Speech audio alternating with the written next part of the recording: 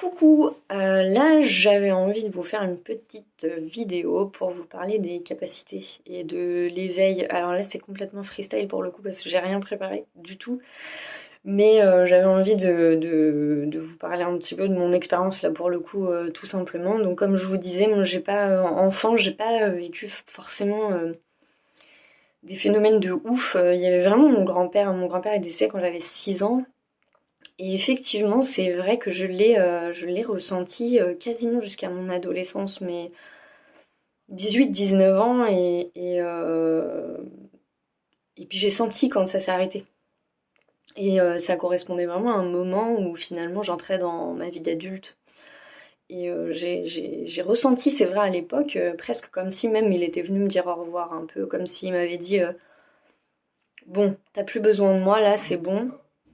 Je pense qu'il a souhaité m'accompagner puisque je vivais seule avec ma mère, enfin en tout cas les premières années de ma vie, et je connaissais pas mon papa, donc je pense qu'il a voulu jouer un rôle d'aide, mais encore une fois, moi enfant, j'avais surtout l'impression que je me racontais des histoires pour me rassurer. En fait, je mettais pas de caractère véridique à ce que je ressentais. Euh, je faisais beaucoup de cauchemars enfant, c'est vrai que je faisais beaucoup de cauchemars. Et j'avais tendance à voir beaucoup de choses, mais pas forcément des choses très claires en fait, plutôt des ombres, des choses qui m'effrayaient dans le noir. J'aimais pas les cadres aussi, les photos dans les chambres me gênaient énormément, ça me fixait, je trouvais ça atroce. Voilà, mais enfant, j'avais pas particulièrement de phénomène, en tout cas étrange, j'ai pas vu, j'entendais pas de choses spécifiques. Je crois que ma mère m'a dit qu'effectivement j'avais un ami imaginaire, mais honnêtement là adulte j'en ai absolument aucun souvenir. Par contre c'est vrai que j'ai envie de dire pour le coup que les choses un peu étranges qui se passaient c'était plus ou moins autour de ma vie de famille, puisque je vivais dans un cadre où il y avait beaucoup de violence, ma mère était très violente et très malade. C'est-à-dire qu'elle allait souvent pas bien, elle était vraiment dépressive, donc il y avait des jours où elle passait son temps dans le noir, où elle avait envie de voir personne. Euh, et elle se disputait beaucoup, beaucoup, beaucoup avec mon beau-père. C'était très, très, très, très violent. Et là, c'est vrai que j'avais des réactions qui n'étaient absolument pas de mon âge. Vraiment, je crois que j'ai été psychonjugale à peu près à partir de 10 ans, 10, 11 ans, un truc comme ça. Donc voilà, je pense que la bizarrerie, elle s'est exprimée plutôt de ce côté-là, mais encore une fois, moi, je n'avais absolument pas conscience, genre, moi, pour moi, j'étais une enfant normale et c'est tout. J'avais pas l'impression d'être extraordinaire ou que la situation même était extraordinaire. J'ai compris bien plus tard qu'en fait, effectivement, j'ai été très guidée et protégée en fait tout au long de ma vie, et je crois que c'est, euh, je pense même que c'est le cas de beaucoup d'enfants qui vivent des situations comme ça très difficiles. Déjà d'une parce qu'il y a une envie de fuite profonde, et ça peut être une des choses qui nous amène à la spiritualité, la fuite, l'envie de retrouver un ailleurs qu'on ne connaît pas finalement. Euh, Ce qui pousse d'ailleurs certaines personnes à consommer de la drogue, mais là-dessus je ferai une vidéo bien spécifique parce que ça le nécessite. Mais c'est une quête de l'ailleurs, très clairement, c'est une quête de l'astral aussi assez forte. Et une envie de fuir profondément la matière et la terre, très terrestre quoi. Donc voilà, comme je l'ai dit dans la vidéo Eric, moi c'est passé par la religion. À un moment donné, j'ai effectivement demandé à mes parents d'être baptisée, alors que dans ma famille, ma mère avait une forme de spiritualité, mais pas du tout spécifiquement religion. Mais effectivement, c'est passé par là, et avec le recul, je me dis qu'il n'y a pas de hasard. J'avais besoin de protection, j'avais besoin de croire qu'il y avait quelqu'un là-haut qui nous voulait du bien, en fait, je crois, surtout. Et j'ai envie de dire que ça, c'est important pour moi, peu importe vos croyances, parce que la seule chose qui compte véritablement, c'est qu'elles vous fassent du bien. Et voilà, ça passe par la religion, ça passe par Dieu, ça passe par l'univers, ça passe par les elfes, les petits lutins, franchement, on s'en fout. L'important c'est que ça vous fasse du bien. Et voilà. Et puis après, j'ai fait ma vie. Alors en exprimant effectivement certaines choses. Je me suis toujours décrit comme quelqu'un de très intuitif. Je ressens beaucoup de choses sur les gens. Je sais des choses que je ne sais absolument pas comment je les sais. Ça m'est déjà même arrivé d'utiliser des mots que je ne connaissais absolument pas. Donc voilà, mais rien de plus. Et ça s'est exprimé dans mon travail d'animatrice, effectivement, comme ça, mais ça je l'ai déjà raconté dans la vidéo d'Eric. Dire des choses qui, je ne sais pas pourquoi, vont toucher profondément, profondément les gens. Donc voilà. Et puis, je continue ma vie, je travaille, voilà. Et puis, il y a 4 ans, après avoir fini mon master, du coup, je me retrouve un peu dans un espèce de flou, je sais pas trop où aller. Il n'y a rien vraiment qui me convient, je voyage un peu.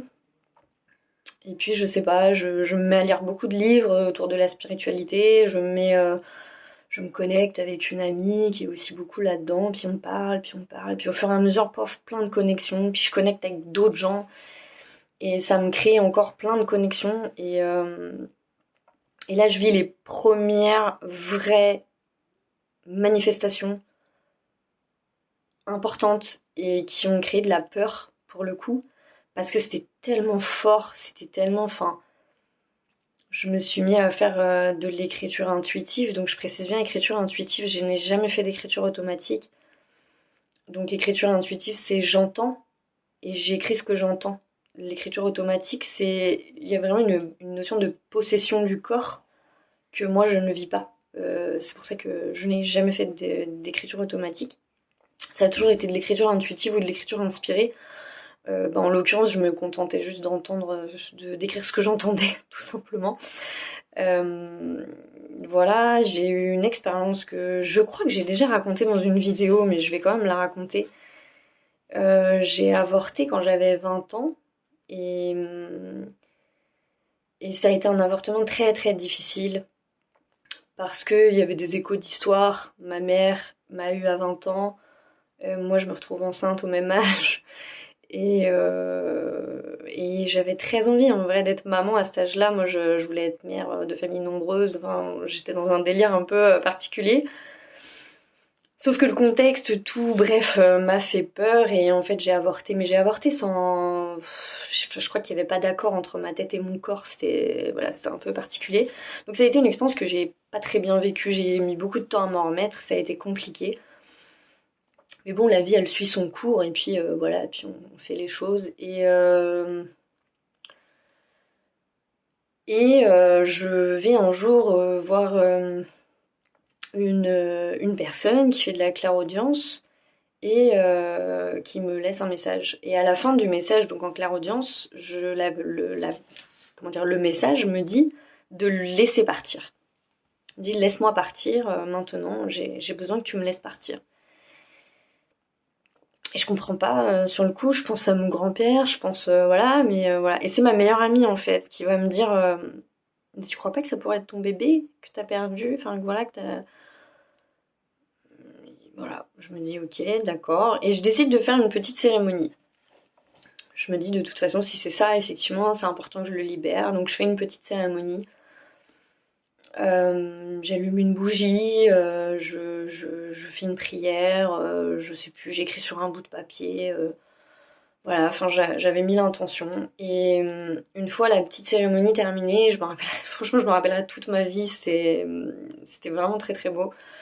Je vais dans ma salle de bain et arrivé dans ma salle de bain, j'entends, mais alors pour le coup vraiment, j'entends des rires. J'entends des rires d'enfants. Et là, je vois en plus un parc dans ma tête, comme ça, en flou. C'est compliqué d'expliquer vraiment, mais et j'entends ces rires et je visualise un terrain de jeu avec plein d'enfants. Et là, en une fraction de seconde, alors vraiment en une fraction de seconde, je sais. C'est important ce que je dis là, je le sais. je ne le sais pas intellectuellement, je le sais dans mon cœur. Je sais que, effectivement, j'ai laissé partir ce bébé. Et j'ai encore de l'émotion en vrai quand j'en parle parce que c'était tellement émouvant. J'ai laissé partir ce bébé et c'est bon. Il est là-haut, il est heureux et il a retrouvé tous les autres petits bébés qui sont soit en attente, soit qui ont été obligés de partir. Et ça a été une expérience formidable, mais alors vraiment formidable et en même temps totalement flippante. Pourquoi? Parce que j'ai vraiment cru que j'étais folle et que j'étais en train de devenir folle. Et sur cette période-là, j'ai souvent pensé que j'étais en train de devenir folle. Ce qui n'a pas été simple non plus, c'est qu'il y avait un vrai écho avec ma maman, qui est, encore une fois, qui a été maniaco-dépressive, mais qui, en fait, je pense, était surtout très sensible, avec un rapport à la mort très compliqué. Et je me suis dit, mais c'est pas possible, t'es comme ta mère, t'es en train de devenir folle, en fait. Tout simplement. Et puis, bah, il s'avère que non. Il s'avère que non, qu'en fait, je ne suis pas folle, j'entends bien des choses, ça va se prouver dans les semaines et les mois qui suivent, et je vis des expériences de canalisation complètement folles. Alors à l'époque, j'utilisais des mandalas, parce que c'était comme des portes pour moi en fait, pour canaliser. Euh, et puis voilà, jusqu'à une expérience beaucoup plus désagréable avec une entité. Euh, alors là encore, je vais pas raconter toute l'histoire parce que c'est très long et que c'est pas forcément très intéressant, mais je vais juste évoquer un peu cette entité parce que c'est important quand tout d'un coup vous vous sentez vidé de votre énergie, pas bien, que vous avez des idées sombres. Moi, je sais que j'entendais carrément qu'il fallait que je me foute en l'air, que c'était mieux que je meure. Et en l'occurrence, dans ma ville, j'étais pas forcément dépressive ou pas bien à ce moment-là. Enfin, j'avais aucune raison d'être dans un état aussi mal. Et ben, voilà, si jamais c'est des choses qui vous arrivent, ça peut être intéressant de se demander s'il n'y a pas une entité derrière, ou alors si il n'y a pas, bon, de la magie potentiellement. Mais beaucoup, les entités font beaucoup ça. Voilà, cette espèce de truc là qui te chuchote à l'oreille. Alors on est sur des entités qui sont vraiment pas cool. Là en l'occurrence c'était une femme très en colère. Bon, à juste titre cela dit, mais voilà, c'était une femme très en colère. Et, euh, et voilà, elle n'était pas forcément fâchée contre moi, mais disons que j'étais un peu sur son chemin. Et du coup elle essayait de me faire me détourner un petit peu de là vers où j'allais en fait, parce que j'entravais ce que elle était en train de faire. Donc ça a été une expérience un petit peu désagréable. Mais nécessaire, parce que ça m'a permis aussi de comprendre comment ça fonctionnait. Voilà, donc la spiritualité, c'est aussi ça, c'est tout un panel d'expériences qui sont, je crois, aussi différentes qu'il y a d'individus, parce que on n'est pas tous capables de recevoir la même chose. Je pense qu'en fait, les capacités, elles sont vraiment le reflet de ce qu'on a à l'intérieur de nous, et du coup, c'est vraiment très différent. Puis en fonction de nos peurs aussi, parce que je crois qu'on vit pas les mêmes choses en fonction. Par exemple, j'ai des flashs, mais ça m'est jamais, quasiment jamais arrivé de voir réellement des défunts. Ça m'est arrivé une seule fois, très récemment. Mais voilà, ça m'est jamais arrivé. Et je reste intimement persuadée que si ça ne m'arrive pas, enfin si ça m'est pas arrivé jusqu'ici en tout cas, c'est parce que ça m'aurait fait mais d'étaler, mais comme une ouf en fait. J'aurais fermé la porte parce que j'aurais eu trop peur. Et je pense que on vit aussi beaucoup notre spiritualité en fonction de ça. Je suis beaucoup plus détendue avec ces choses-là maintenant. Donc, effectivement, voilà. Et puis, on peut être amené à vivre plein de choses qui sont pas forcément très agréables. Apprendre la mort de quelqu'un avant que ça arrive. Enfin, voilà, c'est un panel de choses. Donc, il y a des expériences extraordinaires. Vraiment, des connexions extraordinaires. Il y a des gens, je pense, qui vont se reconnaître dans cette expérience, mais entendre un défunt qui va nous demander de passer un message alors qu'on est en train d'attendre à l'arrêt de bus.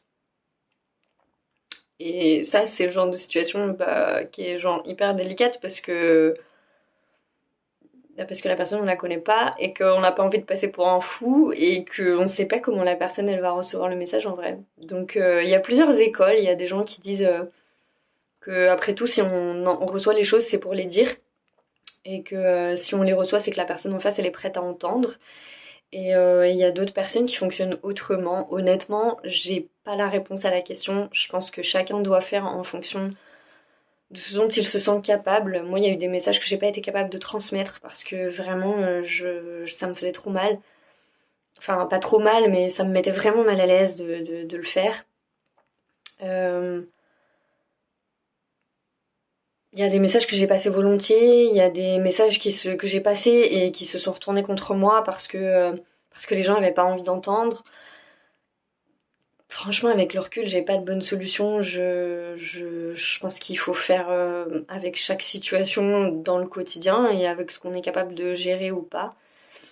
Voilà, donc je voulais faire cette petite vidéo parce qu'il y a un éveil des consciences qui est de plus en plus fort et des capacités qui se réveillent chez des gens. Et, euh, et oui, bien sûr que ça peut exprimer de la peur et que on le vit pas forcément comme un cadeau en fait quand ça se passe. Donc voilà, dans cette logique, suite au conseil d'une personne qui est venue me consulter, je pense que effectivement, je vais créer un groupe dans la foulée là de cette vidéo. Je mettrai sûrement le lien du groupe dedans pour les gens spécifiquement qui auraient envie d'échanger autour des capacités et de la manière dont elles les vivent. Et peut-être qu'il pourrait y avoir un échange au niveau des solutions, des choses comme ça. Enfin voilà, ou tout simplement de pouvoir en parler librement sans avoir peur d'être jugé ou de passer pour un fou. Voilà. Dans cette logique, ça sera un groupe fermé pour qu'il y ait plus de confidentialité et que les gens puissent se sentir plus à l'aise pour parler. Donc voilà, je ferai sûrement une autre vidéo parce que sur cette notion de capacité, de choses comme ça, je pense qu'il y a d'autres choses à dire, donc voilà. Mais c'était la première, ça me tenait à cœur de vous partager ces petites expériences qui sont encore une fois non exhaustives, mais qui vont peut-être trouver un écho chez certaines personnes ou tout simplement vous aider. Enfin voilà. Je vous souhaite une excellente journée, je vous dis à plus tard, et puis ben voilà, n'hésitez pas à me faire des retours hein, si ça vous parle ou si vous avez des questions. Voilà, très belle journée.